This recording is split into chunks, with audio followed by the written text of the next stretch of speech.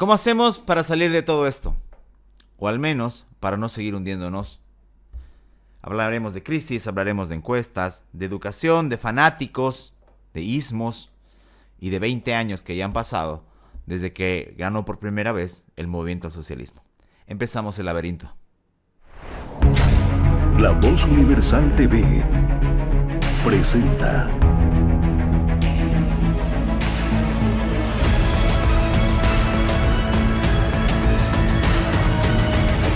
El Laberinto con Andrés Canseco. Se han presentado esta semana las primeras encuestas de intención de voto rumbo a las elecciones de agosto de este año.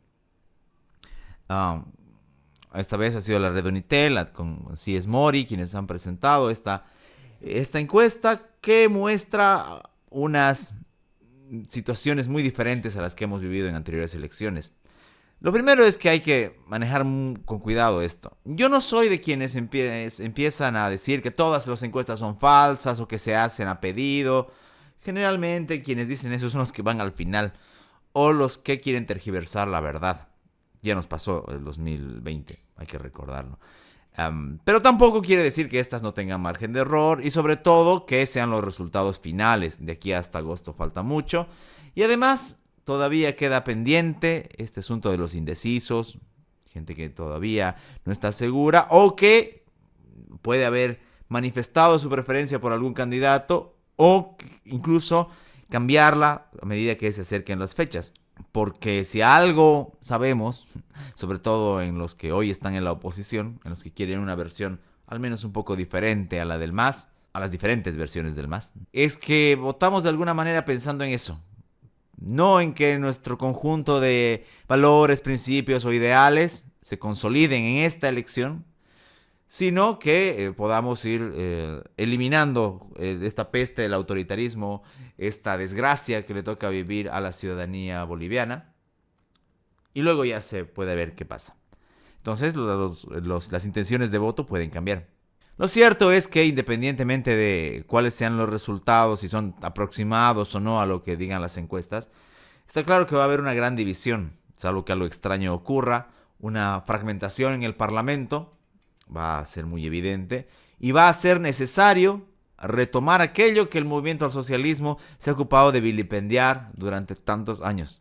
Lo que llaman ellos la democracia pactada, la democracia neoliberal. Los acuerdos en el Congreso para tomar medidas, para legislar, van a ser más necesarios que nunca. Y cobrará relevancia, más todavía, la calidad de las personas que vayan al Parlamento. Hay que elegir con conciencia. Y no es que haya, al menos yo no identifico, algún candidato con un dechado de virtudes o que tenga la coherencia completa entre lo que hace y lo que hizo y lo que dice. Y tampoco que sean precisamente, como les decía hace rato, compatibles con lo que uno valora. Pero volvemos a este punto, no quiero decirle punto muerto, pero sí a este punto complejo para los ciudadanos. Se puede ver que agosto está a 3 meses de acá. En 3 meses estaremos asistiendo a una elección muy importante. Y mientras nos consume la crisis, cosa de lo que vamos a hablar en un minuto, la gente especula. Y no me refiero a los comerciantes, me refiero a los políticos. Esos son los que están especulando. Esos son los que están midiendo con quién se pueden aliar, dónde pueden sacar un diputado, a quién pueden meter en una lista y a quién no. Esos son los verdaderos especuladores dañinos, no el comerciante. No quiero decir que tengan que estar en un altar, por supuesto, no, tampoco. Los comerciantes, habrá gente que seguramente está sacando beneficio, pero es parte del juego de comerciar. Quien ataca esto y que dice que hay agio, especulación y que por culpa de ellos suben los productos, está muy lejos de la realidad. Por supuesto, hay algunos que lo harán, pero los precios no suben porque ellos quieran. Suben porque la crisis está carcomiéndonos. Y para que esto no sea mayor, o por lo menos para que, como decía hace rato, no sigamos hundiéndonos, hay que elegir bien. Hay que pensar en el voto. Yo no voy a decirles por quién votar. Yo no voy a decirles cuál es el candidato que creo más acertado, porque directamente yo tengo que ser honesto, no lo sé todavía. Pero sí sé lo que no quiero. las personas nos definimos no solamente por lo que queremos, sino por lo que no queremos. No es lo ideal, pero es importante. Y yo no quiero más autoritarismo, yo no quiero más socialismo de ninguna clase. Yo no quiero un país en el que el futuro sea incierto, ya no de aquí a 5 o 10 años, sino de aquí a 3 4 días. Yo no quiero, y seguro ustedes tampoco, supermercados en los que a veces no encontramos los productos, o si están los productos no tienen precio porque cada día van subiendo, cada semana van subiendo.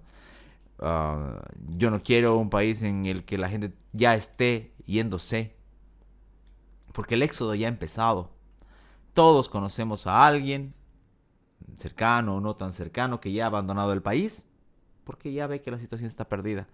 Y así se nos van yendo, no solamente familiares, amigos, sino también personas que invierten o que quisieron invertir y apostar en algún momento por el futuro de este país, y no fue para más.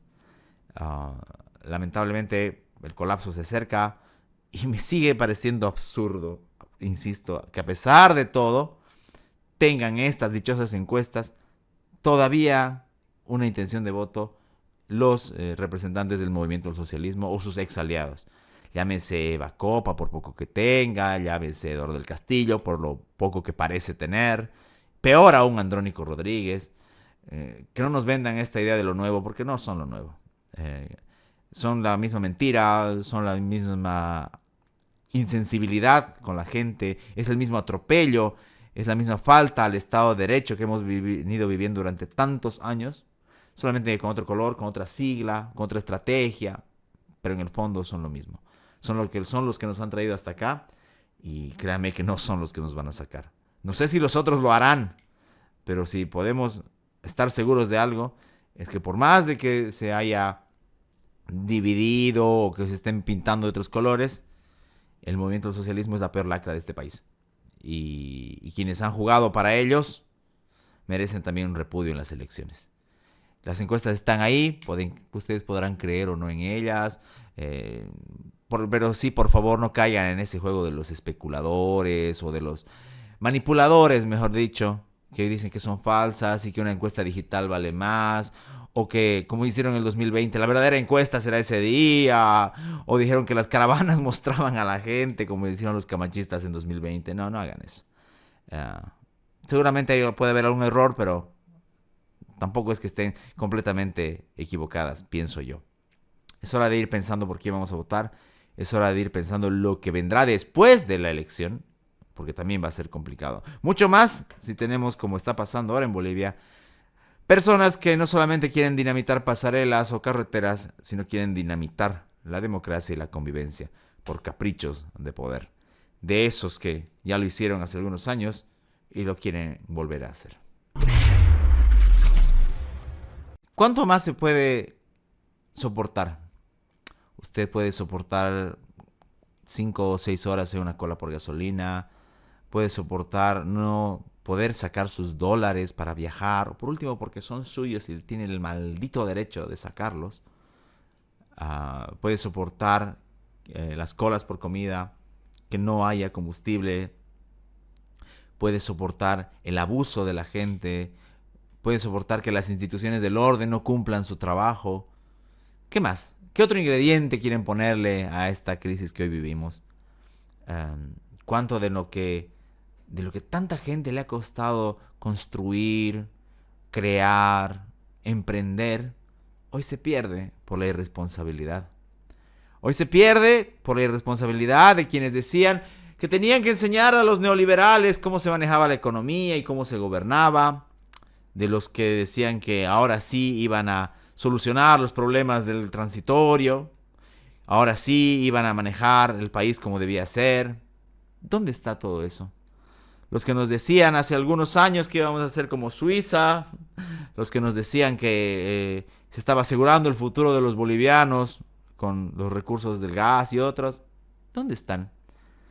Claro, están mintiendo, están echándole la culpa a otros, o en algunos casos están queriendo volver al poder. Lo que es más triste es que, a pesar de todas estas verdades, estas realidades, y de que los datos están ahí, sigue habiendo esta tendencia a apoyar a esta gente, aún en esta crisis. No parecemos comprender de verdad que el problema no son solamente los actores, sino un modelo que desde hace 20 años se ha impuesto y que no ha perdonado en su momento, y que se benefició de muchas cosas, pero que a la hora de pensar en el futuro no lo hizo. Pensó en despilfarro, en prebenda, en lujos para ellos, los supuestos defensores de los pobres. Ahí están.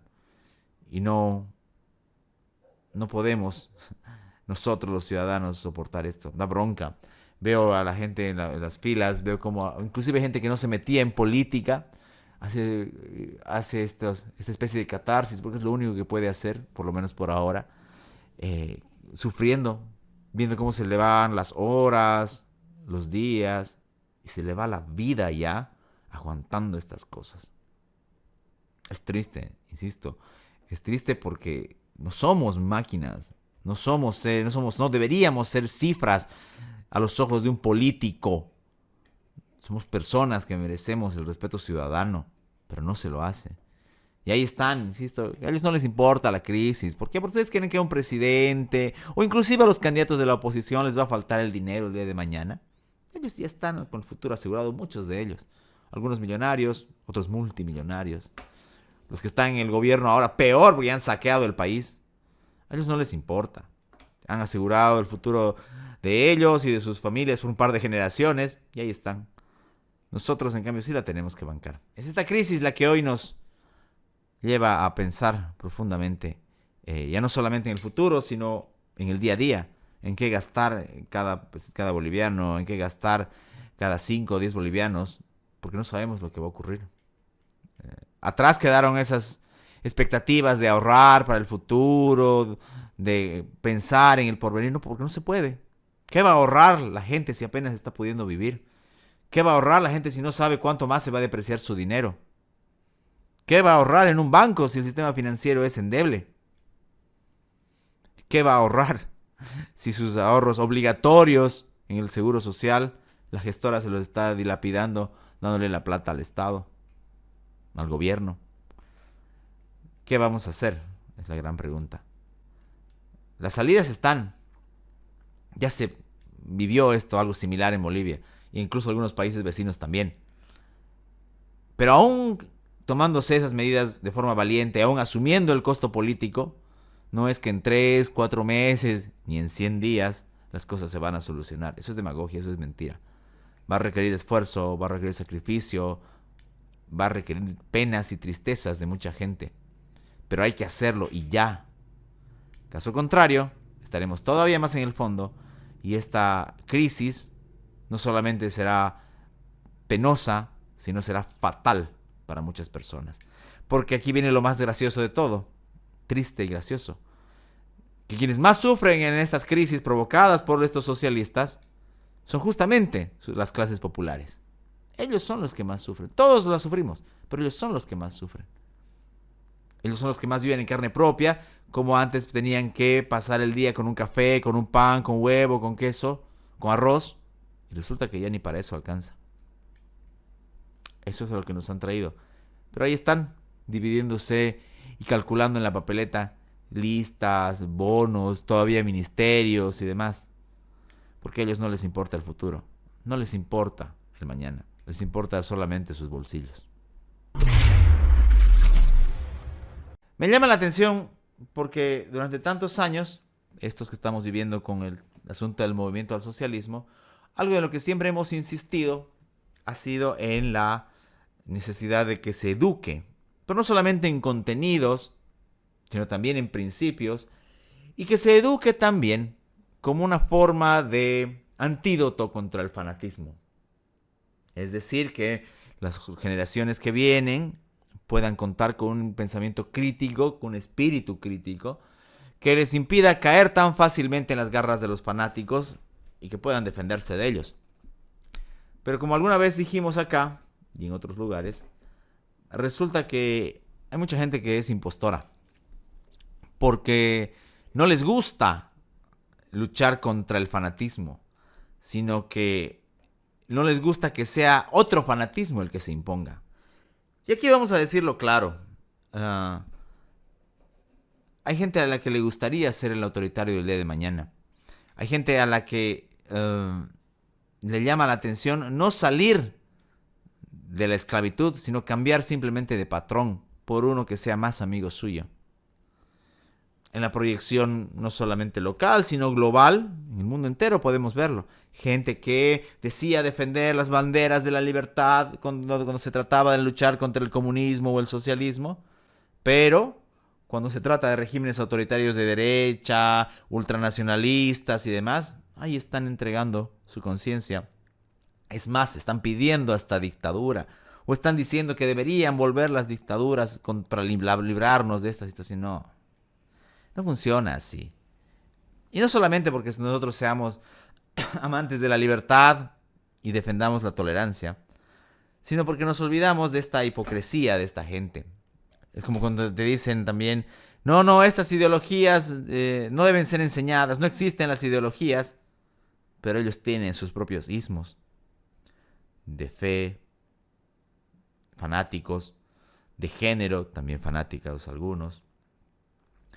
Quizás una de las cosas que debimos y que debemos todavía retomar es el hecho de no seguir personas, no seguir caudillos. Y fíjense cómo esto es tan real en Bolivia, ¿no? Con este asunto de la división del movimiento al socialismo, vemos que se habla de arcistas, de arcismo, de androniquistas, androniquismo, de evistas y evismo. O sea, ya ni siquiera es el partido, ni siquiera es la ideología, es la persona, el caudillo. Y esto no solamente pasa en ese lado, pasa también en la oposición. Nadie habla de la gente de comunidad ciudadana, sino hablaba del mesismo. Nadie habla de la gente de creemos, sino habla del camachismo. Ellos mismos se asumen como tal. Eso quiere decir que todos estos proyectos, y otros también, por supuesto, no son los únicos, se construyen en base a las personas y los caudillos. Por eso es que los partidos después se desaparecen. Por eso es que después se venden las siglas o se pactan de manera hipócrita. Porque hoy vemos, por ejemplo, cómo la gente se olvida de que hace algunos años el camachismo pactó con la UCS. Y hoy la UCS está a punto de cerrar con Andrónico. La UCS, este partido bochornoso para la institucionalidad en Santa Cruz, fue aliado de Luis Fernando Camacho. Claro, pero como hay que olvidar esa parte de la historia, seguramente no la van a criticar. El caudillismo y el fanatismo nos han arrebatado no solamente el futuro a nivel económico, político, sino también a nivel crítico y educativo. Ay de aquel que ose ir contra el líder, ¿no? Es un profano, es un hereje decir algo si uno dice algo contra estas personas. Lejos de encontrar una convivencia y una vida tolerante en sociedad, nos hemos aproximado más a las peores distopías, en las que no se puede decir nada, ya sea porque hay la amenaza o porque de nuevo está esta moda, ¿no? No hay que hacernos daño entre nosotros. No, eso no funcionó.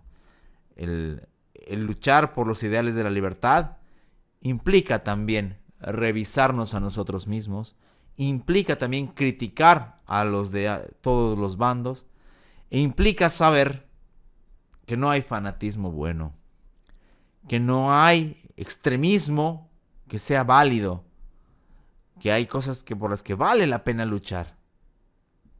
Pero si olvidamos la mesura, si olvidamos la razón, si nos emborrachamos de fanatismo, el camino también lo dejaremos servido, no solamente para que luego vuelvan los que se están yendo, sino también para que aparezcan otros, tanto más autoritarios en el fondo que el movimiento al socialismo. Uno ve a Evo Morales y lo tiene como el arquetipo del que quiere ser el líder eterno, el que nunca se va a retirar del poder. Pero seamos sinceros, ¿cuántos de los otros partidos no harían lo mismo a nivel departamental? Y estaba ahí la hipocresía, ¿no? ¿Cómo Evo Morales va a estar 3 veces gobernando si la Constitución le permitía 2 e interpretaron la primera como no? ¿Cómo 15 años va a estar en el poder o 14 años? Tuvimos un gobernador, prefecto / gobernador durante 15 años. Tuvimos alcaldes durante muchísimos años que iban a la reelección. Y esto no se trata de que la ley solo se lo permita, sino una cuestión de moralidad. Concejales durante 20 años viviendo de la política, diputados, senadores. Por eso es que hay que limitar el tiempo del poder. Y se celebra que así sea. No solamente para los cargos presidenciales, sino para todos. El haber hecho de la política no solamente una forma de vida, sino una forma de enriquecimiento y de casi del ser de estas personas, nos ha traído muchísimos problemas. Y lo sigue haciendo. Porque no se trata de que sean las mentes más capaces o las almas más probas, sino que su ambición los empernó ahí. Y ahí están orgullosos. No, yo me dedico a la función pública hace 20 años en el mismo puesto. Yo me dedico a la política. Yo he sido concejal durante... No, basta. Si lo hizo bien, si es que lo hizo bien, igual, váyase a su casa. Tiempo, ya basta. La acumulación de poder no distingue colores. Por eso es que defendemos la libertad. Porque la entendemos como la barrera para los abusos, para los autoritarios de todo tipo, ya sea en la silla presidencial o ya sea algún concejal con alma autoritaria o algún alcalde abusivo o algún gobernador que quiera volverse un mesías. Nosotros somos la barrera contra eso. Nosotros somos contra lo que se tienen que chocar estos desgraciados. Tenemos que ser esa piedra en el zapato para ellos. No rendirnos ante su llegada, darles la mano, abrazarlos. No. Ya hay una enorme fila de gente que quiere hacer eso por puestos o por su fanatismo. Nosotros somos más bien la barrera. Y eso es lo que debemos todavía inculcar a las siguientes generaciones. No que no tengan cierta simpatía, perfecto, que la tengan. Pero aún así teniéndola, que no se olviden de que son mortales y que se los puede criticar. Sin miedo a amenaza, sin miedo a ser llamado hereje o anticruceño, o traidor a la patria, y esas demás estupideces que les encantan a estos fanáticos. Saquemos de nuestro chip estos fanatismos. No hay fanatismo bueno. No es que el de él es malo y el mío es bueno. No hay eso. Los caudillistas, los fanáticos, son tan perniciosos como los de un lado como los del otro.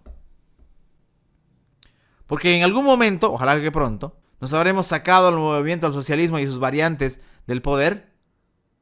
Pero aquí estaremos también nosotros. Del otro lado. Criticando al poder cuando haga las cosas mal. Porque esa es la mejor enseñanza que podemos dejarle a las siguientes generaciones. No matonearse. No desesperarse por una polera, por una foto con un político. No.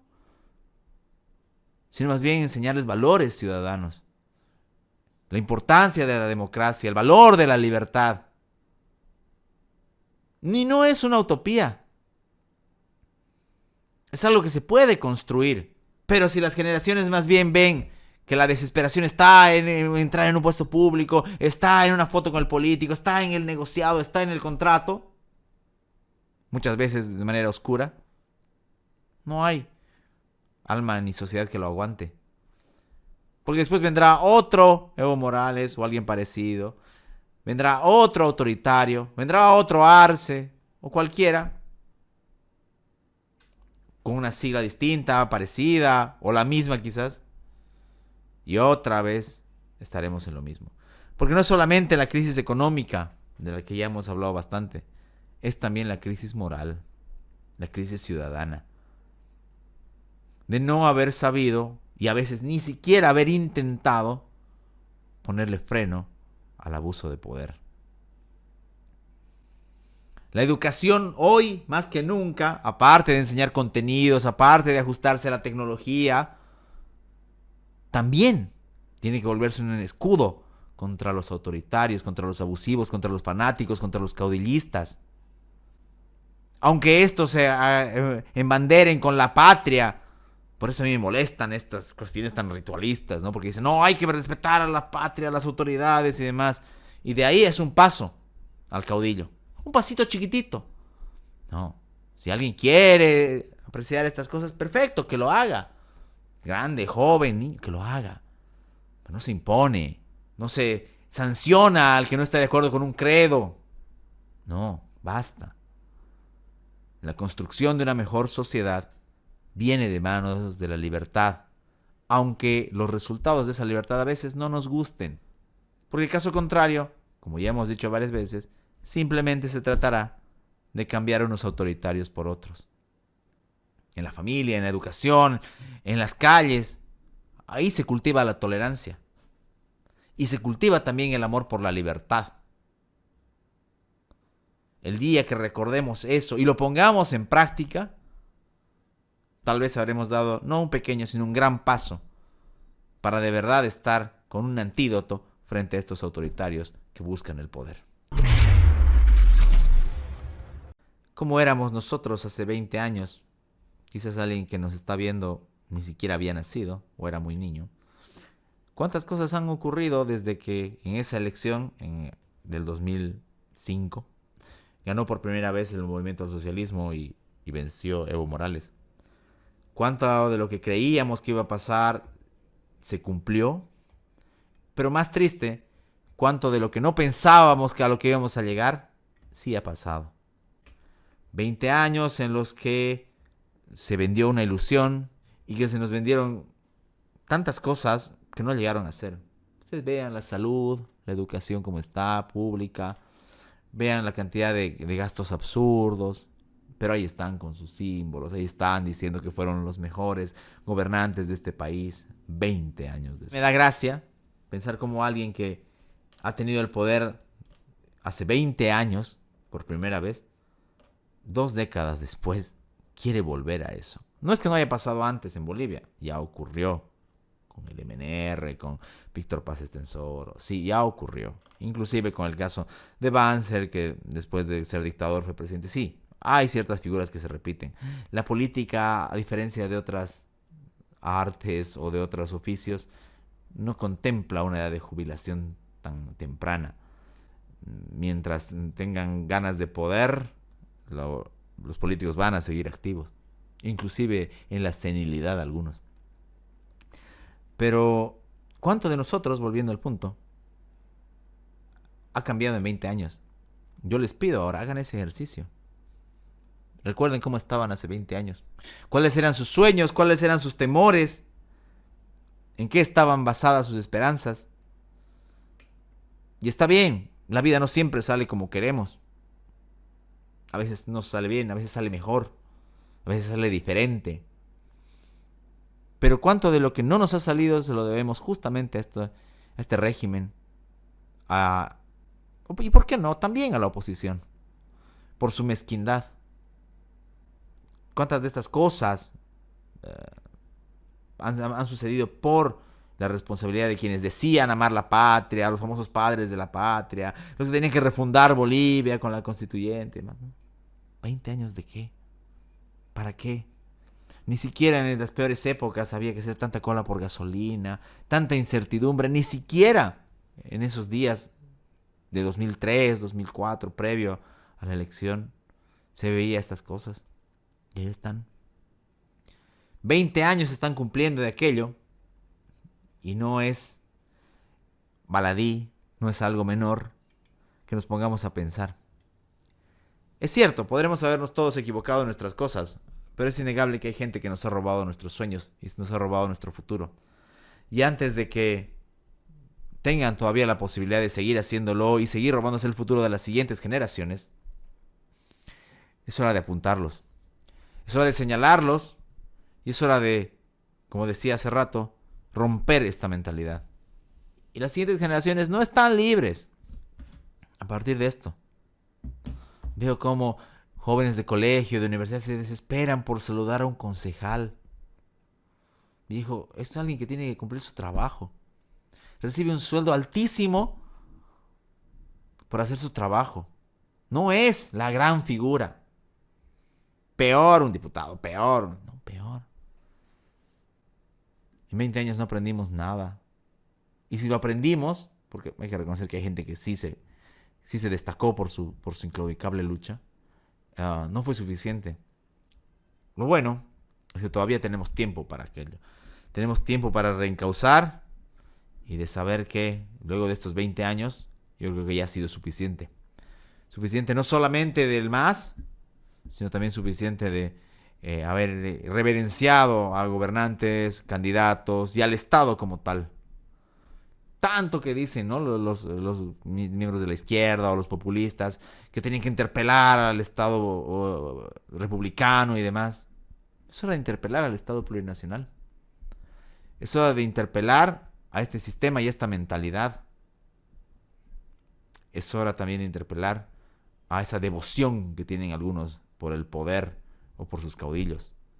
Que por lo menos estos 20 años de dolor, de gente que ha perdido a sus familiares por no tener una salud digna, de gente que está separada de sus familias porque se tuvieron que ir y porque se están teniendo que ir, que nos sirva por lo menos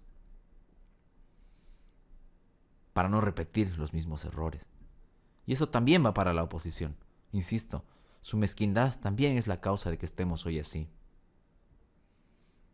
Porque por pelear 3 o 4 diputados, por pelear 2 senadores, han sido irresponsables. Y no se trata tampoco de decir, ay, no, que haya listas únicas. No, tampoco. Ya lo he dicho, yo prefiero la pluralidad siempre. Pero eso no quiere decir que no haya que señalar la mezquindad. Y esa mezquindad también debe ser algo que debemos desterrar de nuestra sociedad. Soy Andrés Canseco, esto ha sido El Laberinto. Un laberinto diferente, quizás a ratos con notas de desahogo, con notas de impotencia, de rabia contenida, pero está bien. El día que dejemos de indignarnos, el día que dejemos de molestarnos, ese día habremos perdido algo más.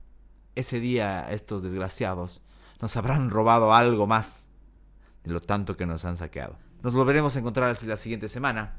Que tengan un buen descanso. Que esta semana sirva para pensar nuevamente en lo importante que es ser libres. El Laberinto con Andrés Canseco.